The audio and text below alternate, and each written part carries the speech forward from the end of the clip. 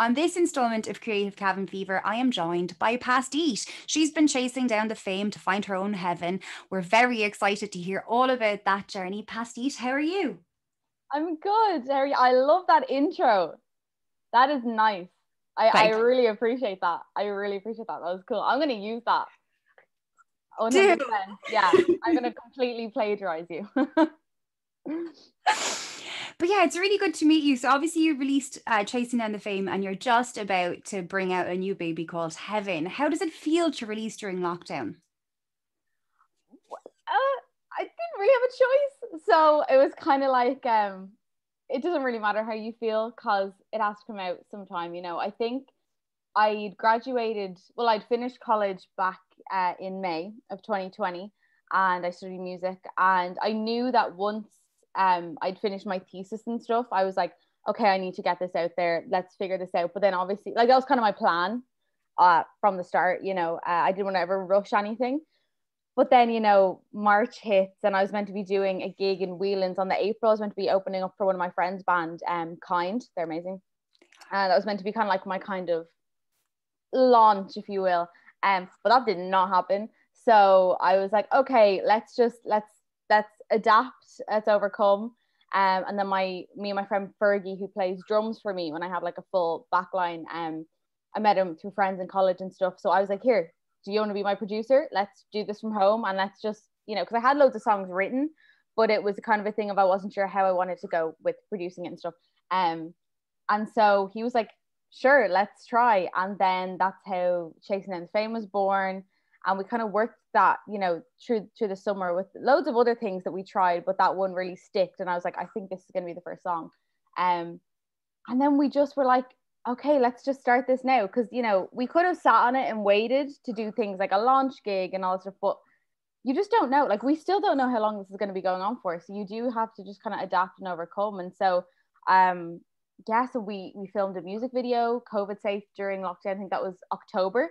And I actually filmed the video to the demo because I hadn't gotten into the studio to track my vocals. So everything was done at home, but I knew I had to track vocals in studio. So then my friend was like, I really want to make a music video for this, like, let's go next weekend. And I was like, bitch, I only have the demo. And he's like, it's fine. It's not going to change that much. So like, we literally did the demo. So that's kind of like, just adapt, overcome. It'll be fine. So it's been interesting. It's been different, but I've really enjoyed it, Yeah, no, and that's fascinating. I'm seeing so many people being incredibly creative, like using friends or just going, well, it's not Oh fully yeah. finished, but Yeah.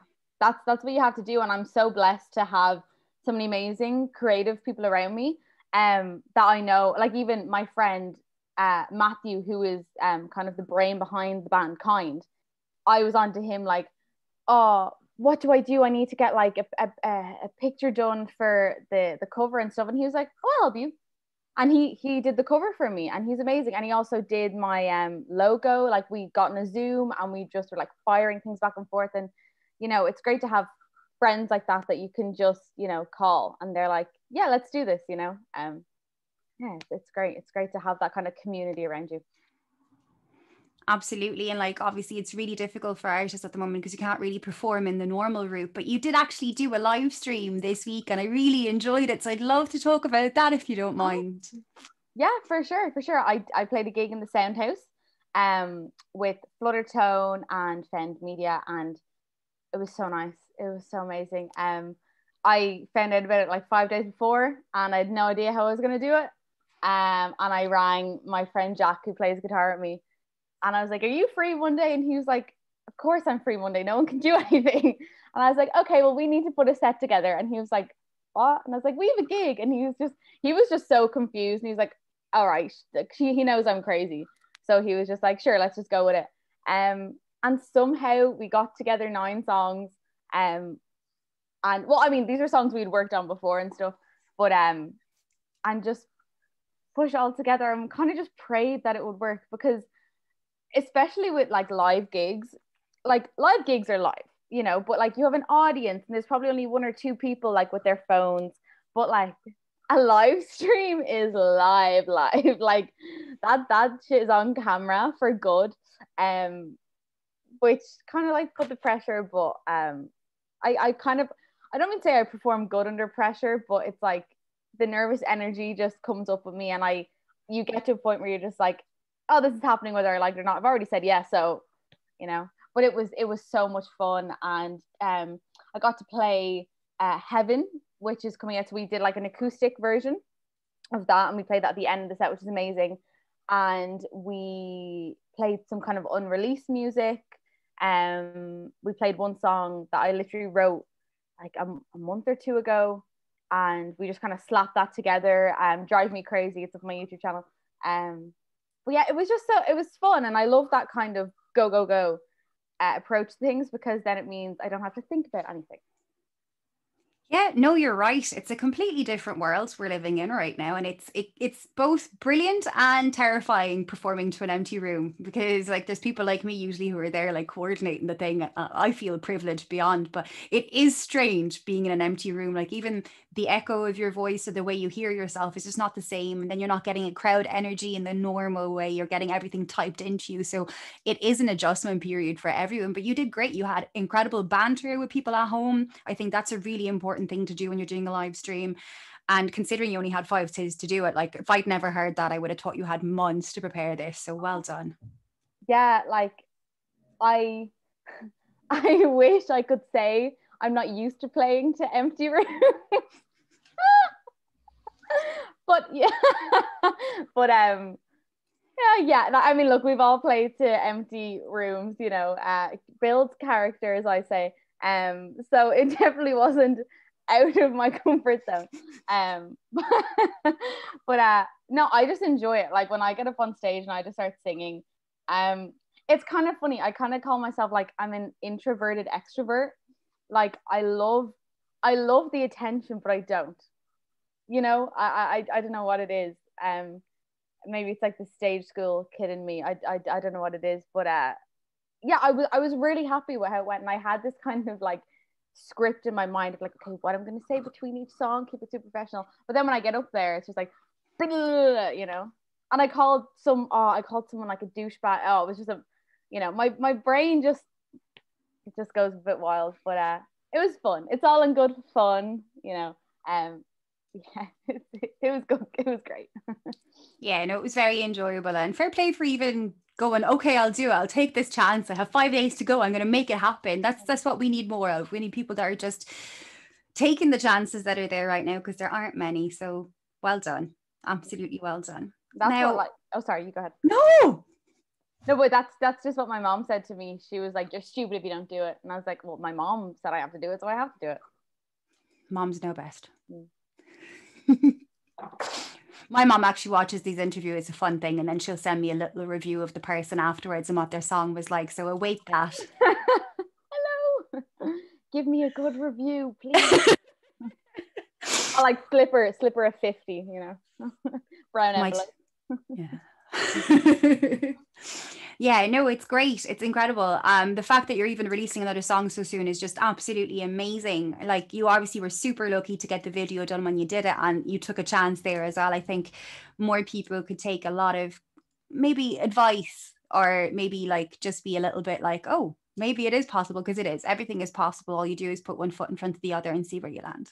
100%. I think like it's so cheesy, but like you do miss every chance that you don't take, you know. So that's why, you know, one of the biggest things I kind of learned out of college as well is like, if someone gives you an opportunity, whether it's singing backup for them, or you know, oh, they need you to cover this gig in this dingy pub that they play every week, like you just say yes, you know, because it's experience, it's networking. And I've met some of my best friends from just saying, okay, yeah, fine, I'll do it, and then just going for it, or seeing like a little ad for something, being like, you know, send in a voice recording for this job, and I'm like, okay, I'll do it, you know.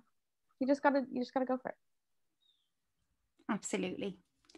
So you're going to be releasing the second track, Heaven, in February, correct? Yeah, February 5th. Very exciting. Like 2 weeks from now. Crazy.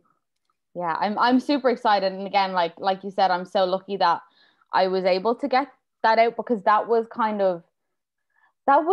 made the same time as Chasing Down the Fame. but obviously, you know, you want to release one and then let it kind of marinate and stuff like that. And then I was like, I was very lucky because I had that kind of in my back pocket, knowing that that was going to be the next kind of single. Or after this, I have no clue what I'm going to do. So it's, again, just kind of, you know, it'll buy me like a couple of months to figure out the next, what I want to put out there. Because like all my songs are basically written, the newer music I want to put out, but it's just a production thing. But yeah, no, Heaven is kind of like a little brainchild I had.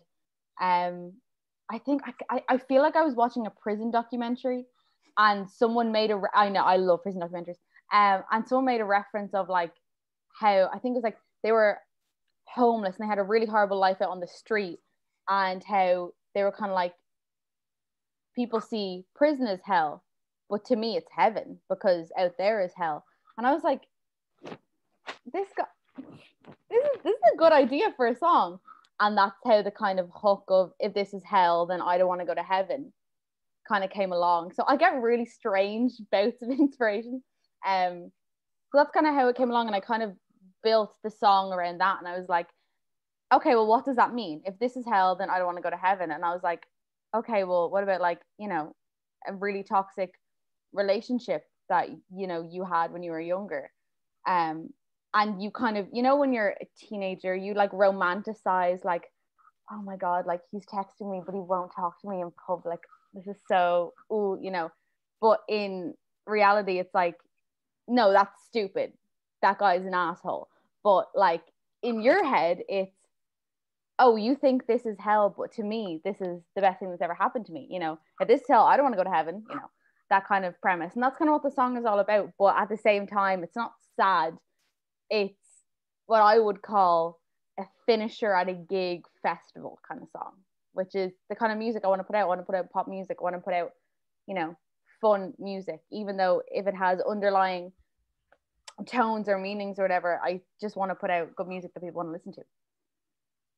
Yeah, no, absolutely. And you're putting out great music. Like, I absolutely adore Chasing Down the Fame. Like, I think it's brilliant. And the video is just obscenely brilliant as well. Like, it's so colorful and crazy. Yeah, thank you. It's like my friend Louis Maxwell. So he's my cousin's cousin.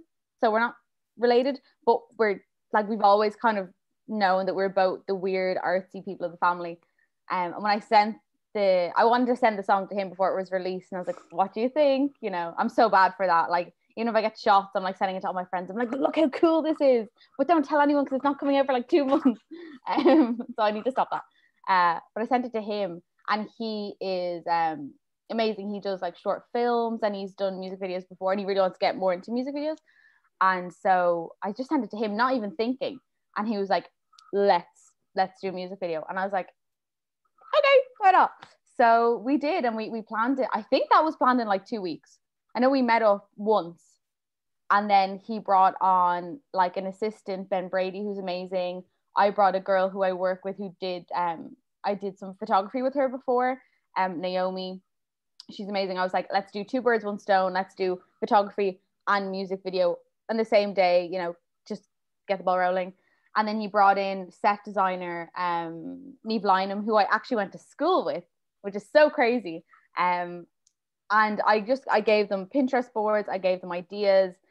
And then I remember I walked in on the day when we were shooting it, and I was like, this is perfect. They like took what was in my brain and just made it. And I think that's such an amazing sign of an amazing director, an amazing set designer, you know, just people who are really in tune with what you want to do. And it was so great, you know. And I love that video, because it reminds me of just how much fun we had that day. Yeah, no, that's great. I love that it was just like done in 2 weeks with like Pinterest boards. I can't even speak. But yeah, that's phenomenal. Like, yeah. And what was the other thing I was gonna say? Oh, and it was all done it was like 1 day, 12-hour shoot.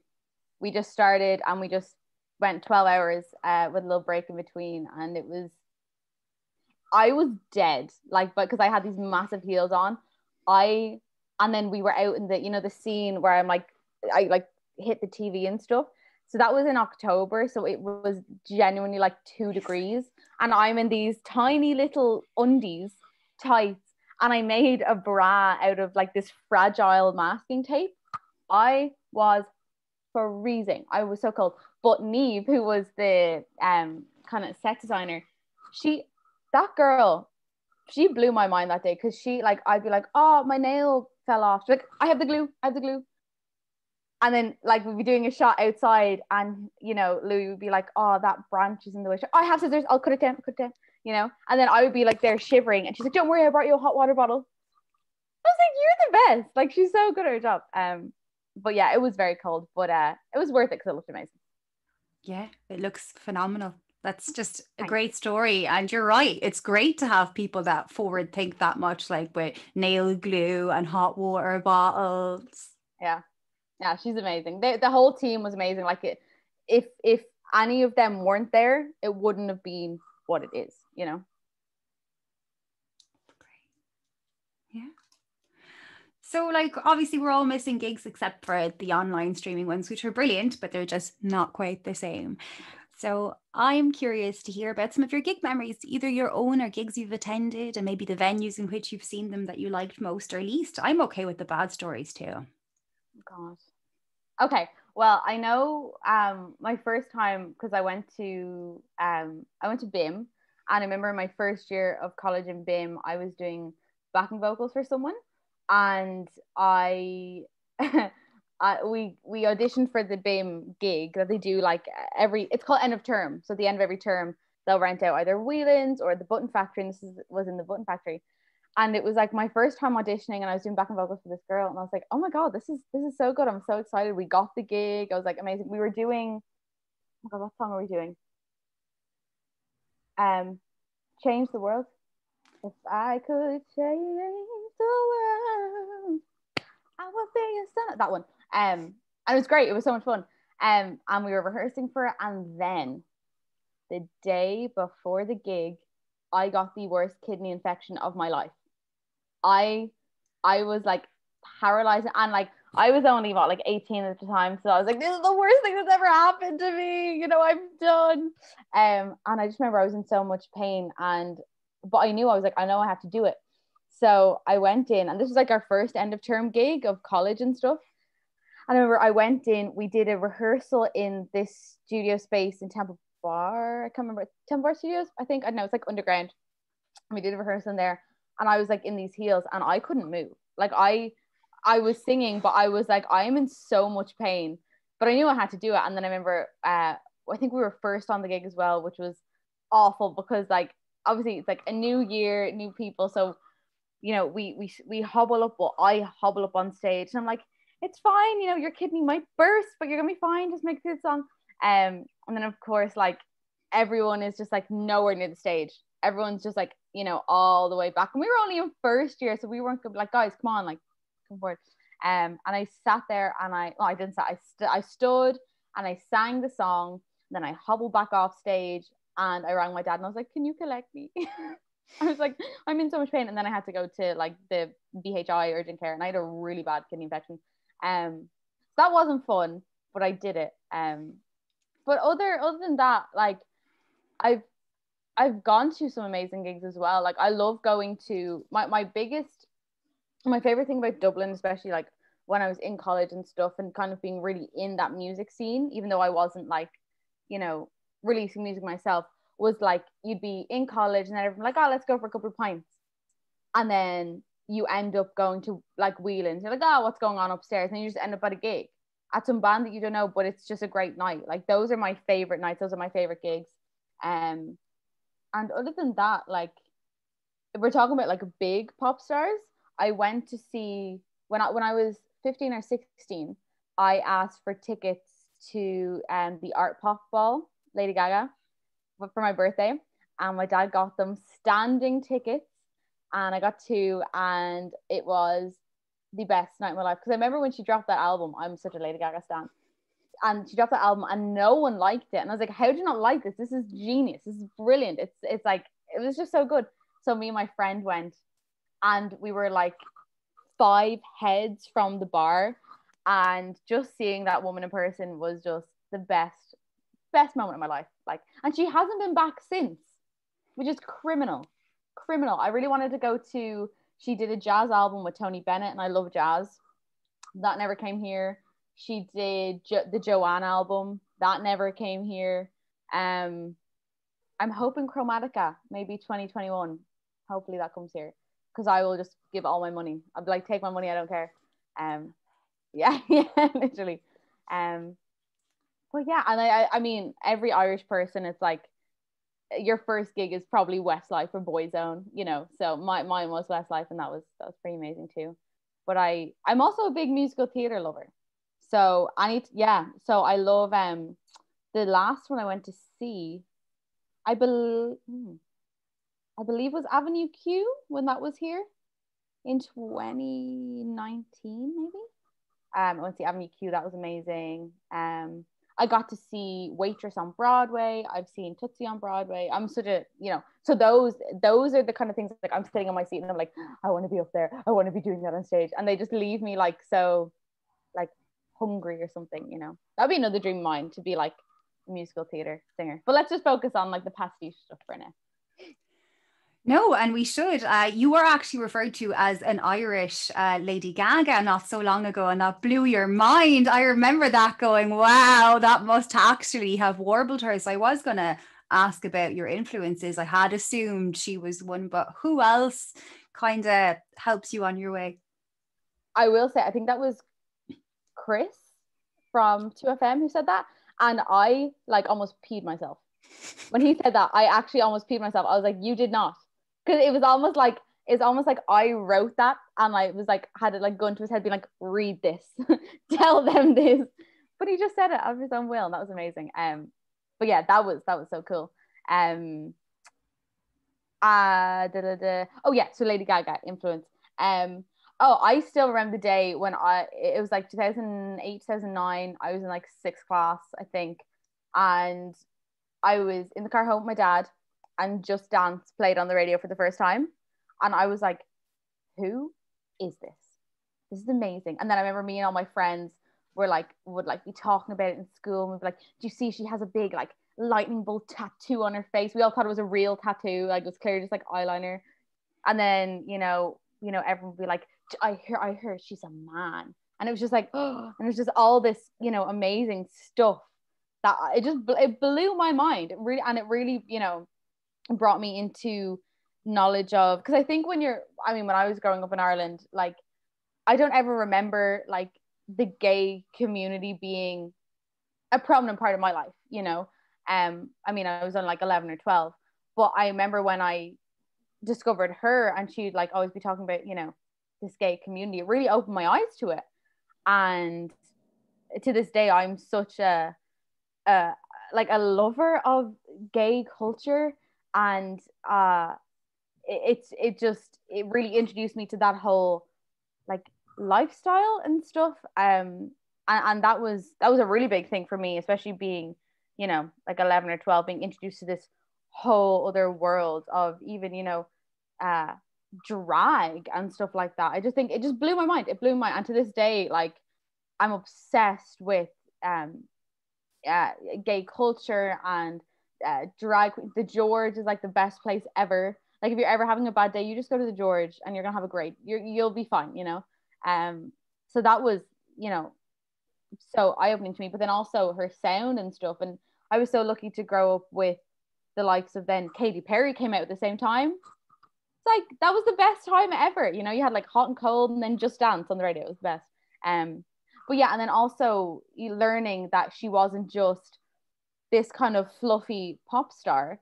It was also, no, this girl could sing, and she could sing very, very well, because that back then it was like, oh yeah, she's auto-tuned, but she's probably not a good singer.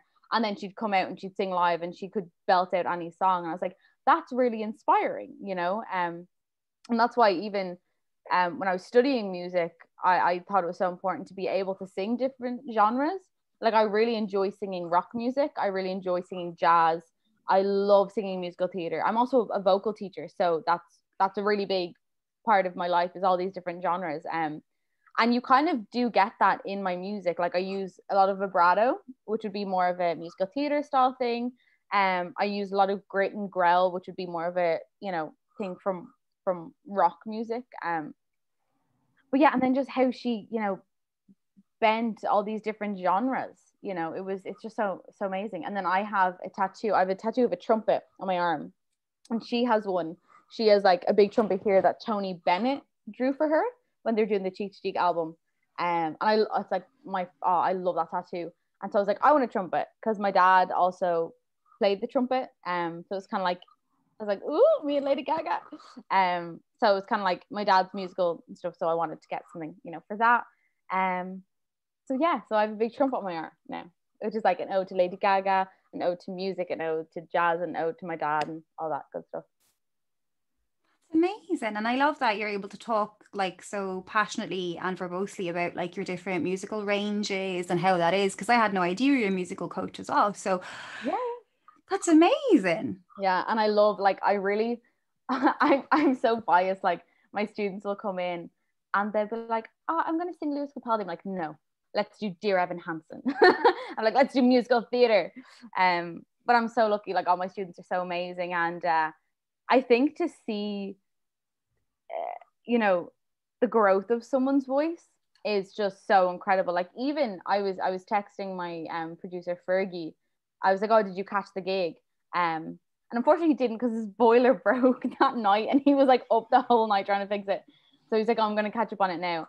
And he loved it. And I was like, you know what? I was like, listening back, I was like, my voice, even from just a year ago, has improved so much. And he said to me, he's like, I don't even think it's your voice. I think it's your confidence. And it's such a huge thing. Like, just confidence in your voice will change your voice, you know. And I think as well, you know, releasing, you know, obviously my real name isn't Pastiche, but I think me I think it's really powerful to give yourself a different name. I think that's kind of ballsy. Like, you know, it and for me, Pastiche is like everything that Jade wants to be seen as, and wanted to be viewed as in the world, but kind of couldn't be. But Pastiche is like that, you know, everything Jade wants to be, but Jade isn't or couldn't be seen as that. So then Pastiche is that, you know. Yeah, no, I love that. Like many of the greats went by pseudonyms or pen names or changed it a lot. Like Bowie probably changed it more times than anyone else and then had a different style to go along with it. That's fascinating. But it does allow different personality traits to come out because you feel more comfortable because you're not yourself. You're someone completely new. So you can be someone completely new. And even, you know, when I was doing that gig last week, this week, oh God, who even knows these days? It's like all merging into one. On last Monday, and I was like really nervous during the day, and then I was like, wait, hold on, no, you're Pastiche, it's fine. Like, Pastiche wouldn't get nervous. And then I popped on my eyeliner, and I was like, no, I'm ready to do this, you know.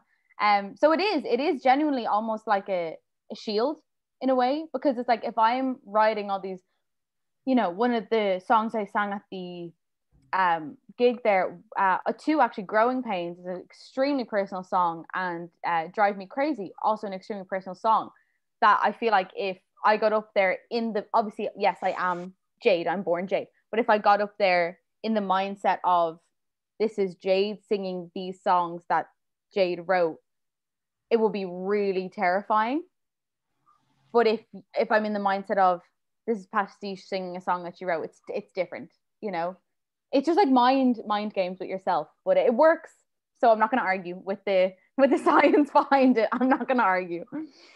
Now, I think that's brilliant. And you can see it a lot in lots of different people. Do you know what I mean? I'd be similar enough to yourself. I'm kind of a introverted extrovert. Like I play the game real well, but then I need 2 days to recover in a room by myself. Right.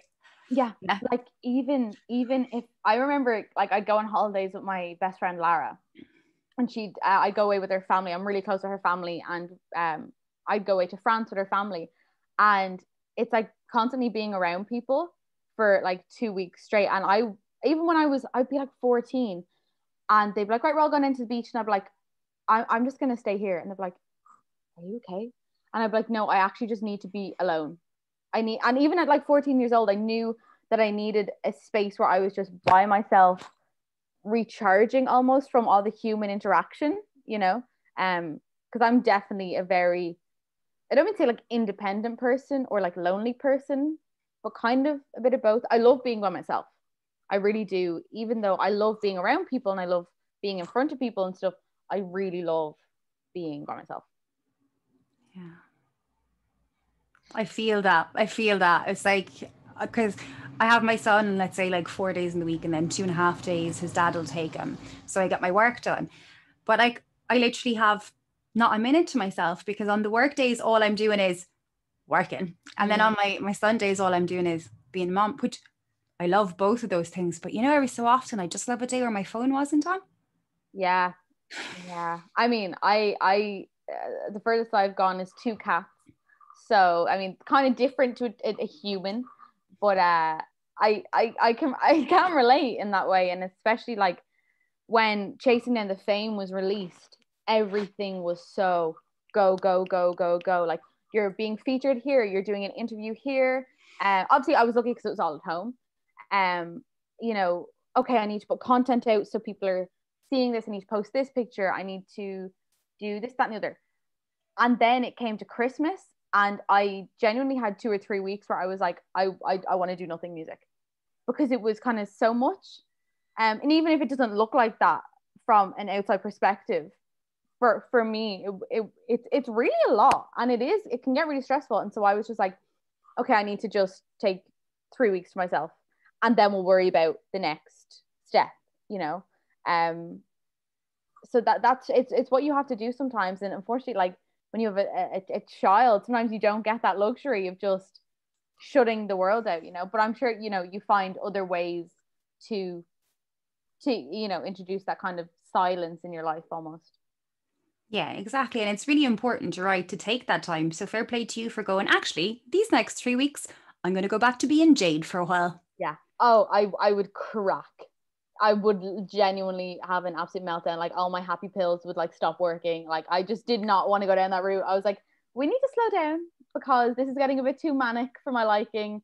So we need to, you know, and I'm lucky that I can I'm at a stage where I can like see that happening and know, okay, no, we need to chill for a sec, recharge and start again. I think it's so important. That's amazing. I'm really impressed that there's someone like that, because most people your age are starting off their career be like, I can handle a burnout. And then you're looking at a 10-year recovery period where you're wondering where they disappeared to. It's so easy happen.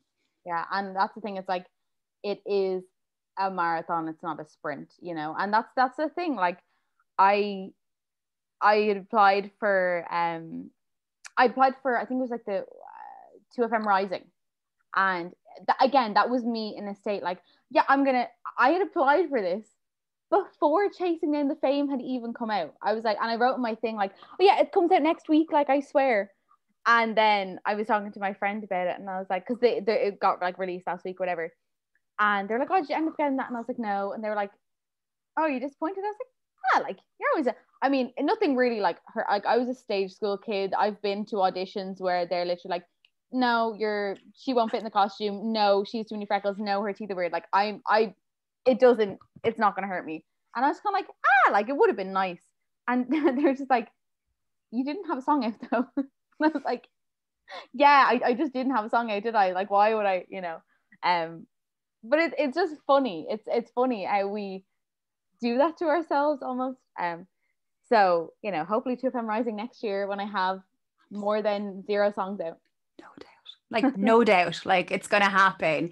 Like, you're definitely on your way there. You're already being referred to as an Irish Lady Gaga. Give yourself a break. Give yourself a million breaks there. Okay. But I do think it's such a thing that like we have in our heads. I don't know if it's a female thing. That's another story. But like if you're not successful by the time you're 25, it's over. You know? I don't know. And that's not anyone's ever said that to me. I think it's just like a voice in my head. And I've talked to people where they felt the same way. That if they're not successful by then, that it's like, oh, it's never gonna happen. But then you look at people like Lizzo. Lizzo's the Good as Hell. I think that was released 2 years prior to it going number one. And she's in her early 30s. So it's like, no, why are we giving, like, we just put these barriers on ourselves. And we just are so hard on ourselves when it's like, no, just do what you feel is right and just trust the process, you know? Yeah, which is a great thing, to surrender to trusting the process. For instance, I'm 35. This is my Are second. you? Yes. Stop. Yes. You look so young. Like you Thank just have a you. really like youthful face. I'll have whatever you're having. Oh my God. I want to look like that when I'm 35. Yes. But it's my second time around in the music industry. And if I told you my story, which I might like off camera, like it took a lot to get me back here. And one of the reasons I didn't go for it sooner was like, oh, I'm too old. Like, who's going to take a woman my age seriously? It turns out a lot of people do, because I have a hell of a ton of experience and I know what I'm at. But like, same. But even what you just said there, who's going to take a woman of my, if you're a mom, would you be asking yourself that? No. There we go. Like, you know, and I'm actually, that's so amazing. You know, obviously don't know the full story, but that's really amazing that you know, you did it. And like, look at you go, you know. That's really inspiring. It's really inspiring. Thank you. So yes, age doesn't matter. No, it doesn't. You're going to slay it. And it is tough. Like, so one of the questions I do ask from time to time, if you want to answer it, you can. If you feel like it's not PC, you don't have to. And I don't think anyone at home of mine, but how do you feel about being a woman in the music industry, since we're on that topic anyway? It's interesting.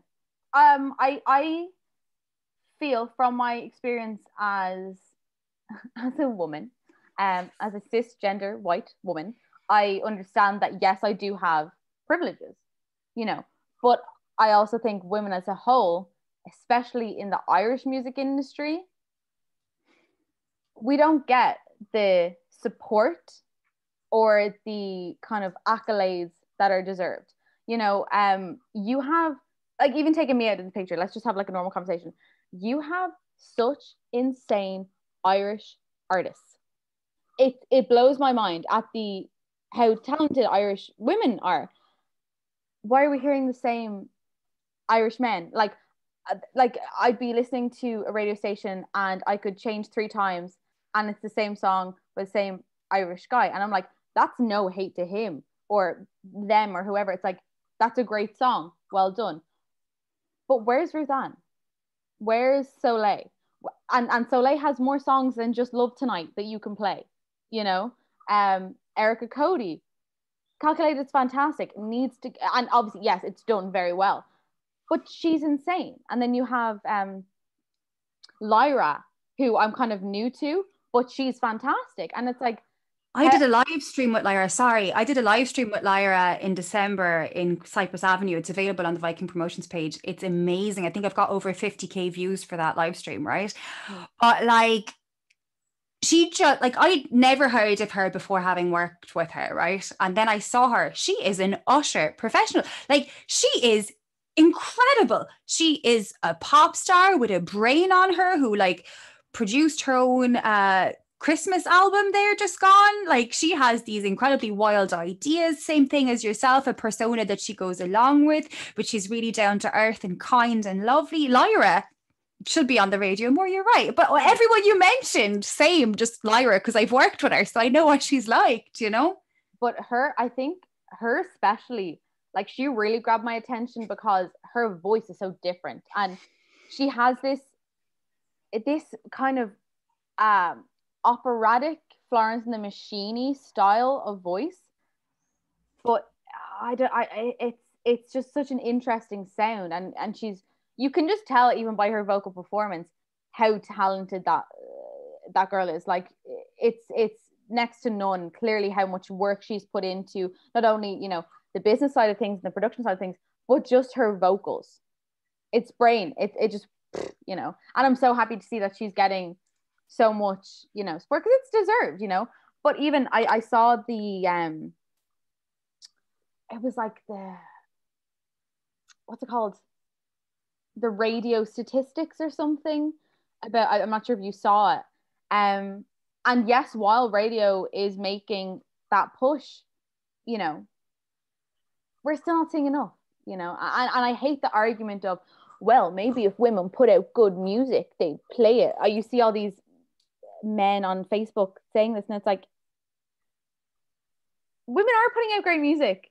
They are. Like, subjectively, even if I'm not a woman, I could say they are putting out great music. Why are they only getting like, I'm taking stuff off the top of my head, but like 11% of the airtime, you know? And it's not a thing of like, I also don't think it should be, well, it's 50-50. It should be, 50. I don't agree with that either, because I do think that it should be good music. Just good music. Yeah. But there is good music, and it's great to see the strides that are being put in place. And it's great to see how far we have come, but we still have so far to go. Yeah, no, that's beautifully put. Like, like a lot of women come on this show. I've even asked men this question, actually. That's a really interesting thing to find out. Yeah.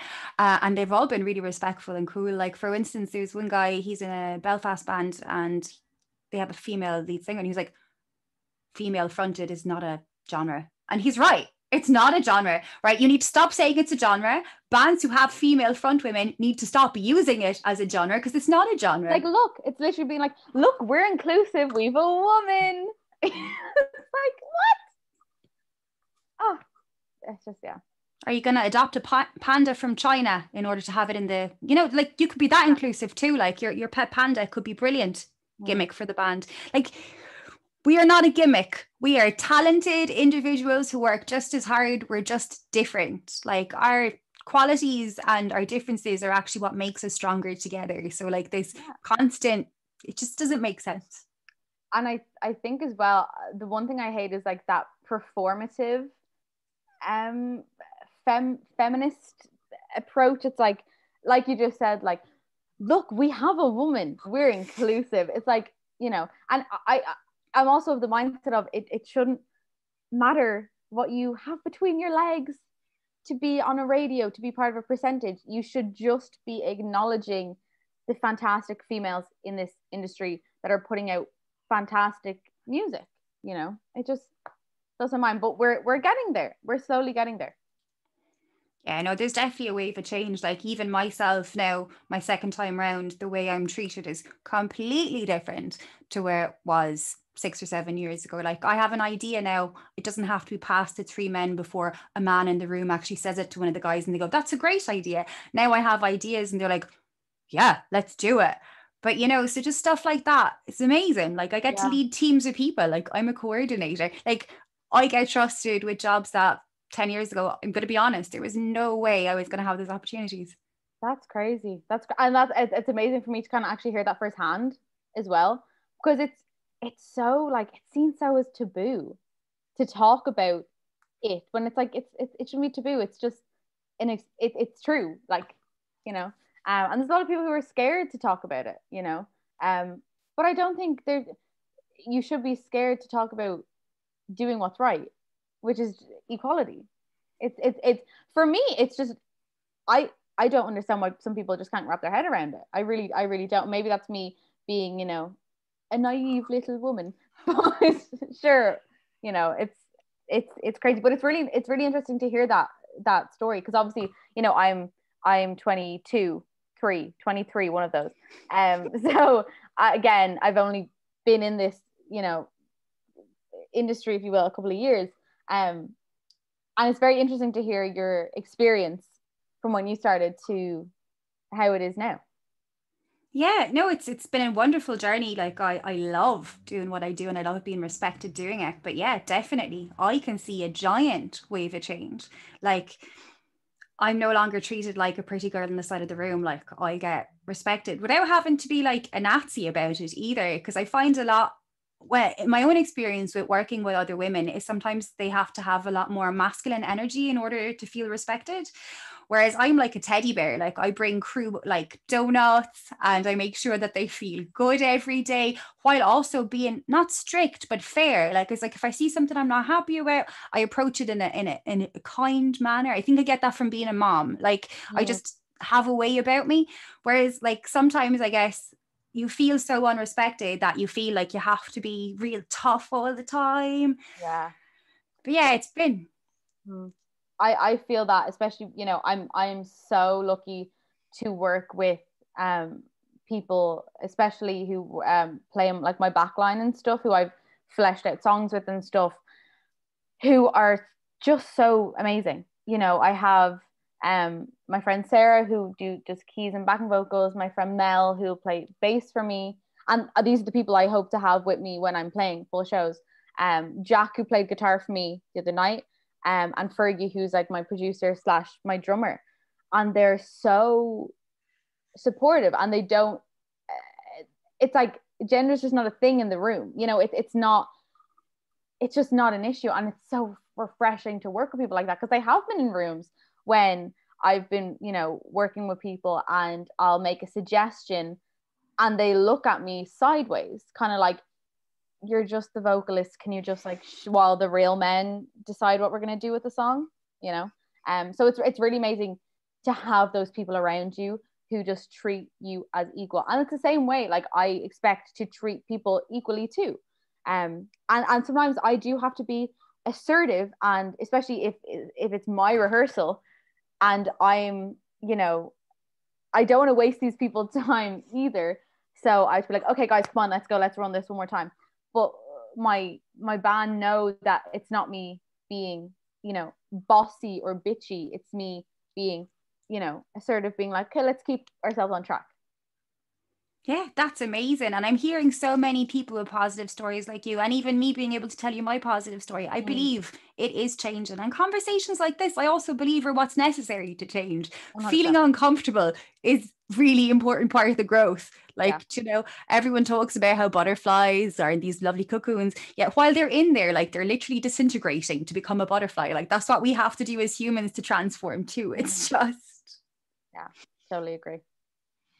So I'll leave you with one more question before you can add anything you want to the interview. This has been incredible fun. I'd like you to recommend local artists that can be anywhere in Ireland that you think I should be listening to and that everyone at home should be listening to. Okay. First off the bat, my best friends Rue are twin pop duo from Dublin, and I went to college with them, and they're my best friends, and they put out such sick music. Their new single Flavor just came out, and it's a banger. And it's so amazing to have two best friends who are doing the same thing as you. Like I've had questions, people have asked me like, is that not like really competitive between you guys? And I was like, no, like we are each other's biggest fans. Like I remember when Chasing Down the Fame came out, they literally at 12 o'clock they were on recording themselves dancing around their bedrooms to it. When I was playing that live stream the other day, them and their entire family sat down and watched it, you know. And the energy for me is back at them, you know. And it's so amazing to have two best friends who are doing the same thing as you, and you know, you're just like building each other up. Well, one of my friends gave me a new word this week, actually. I'd never heard this before, but it probably works. A lot of people think everything is competition, but co-opetition, which is effectively what you are, where you're elevating each other in a sense of competition while actually wanting the best for everyone, a co-opetition. Yeah. It's like, and they're so talented, and I know they're going to do amazing, you know. And it's so great because obviously when we were in college together, we were all be talking about like everything we wanted to achieve, and to see them doing exactly that is just so, it's just so great. It actually makes me almost emotional because I'm just so proud of them and so happy for them, you know. Who else? Oh, my friend Matthew's band Kind, they're class as well. They're great, aren't they? Yeah. Who else?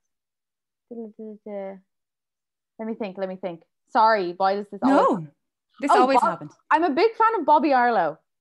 Okay. Yeah, she's good. She just got announced. I think it was like the Hot Press Hot for 2021. Oh, she's 2FM Risings. Gal. She's great. I'm a big fan of hers. And who else? Sophie Doe Ryder as well. I met her at the gig, and she is great. She's only like 18. Like she's doing her leaving cert this year. And holy heck, that girl is great. You know, I wish, like I look at her and I'm like, I wish I had my shit together as much as you do, you know. And she just for I don't mean to be like ageist, but just for someone of her age, I know when I was her age, I had no clue about anything. And to see someone really understand who they want to be as an artist is just, it's really nice. It's really nice to see that. And bump it to bum. Let me give you one more. Who do I really like? I'm gonna forget someone. I'm gonna actually hate myself afterwards.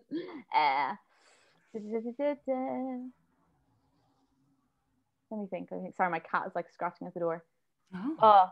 Oh, God. I don't know. I That's really. fine. But those, I think I gave you 4 there. I know I'm biased because I do know them, but I wouldn't say it if I didn't believe it. And they're just amazing. And again, it's so amazing to be around these people who are so talented and need to get more recognition. I absolutely agree with you, and I love those questions, and I've really enjoyed our chat today. Is there anything you'd like to add to the interview before I stop recording, Pastiche? You can follow me on Instagram at Who's Pastiche. I have some clips from the live stream up on my YouTube channel, which is like just Pastiche music. And my second single, Heaven, comes out February 5th, which is super. I'm actually announcing it on my Instagram today, so I'm very excited. But yeah, that's everything. And thank you so much. It's actually been really, really, really fun. It's really nice to have like a really like intelligent conversation with another woman in music, and it's really nice. Thank you so much. I would absolutely urge everyone that's watching to go and check this girl out. They are not wrong when they refer to her as an Irish Lady Gaga. She has an incredibly bright future ahead of her, and she's more than welcome to use the line of chasing down the fame to find her own heaven, because that's what she's doing, and she's going to be doing a phenomenal job. Thank you.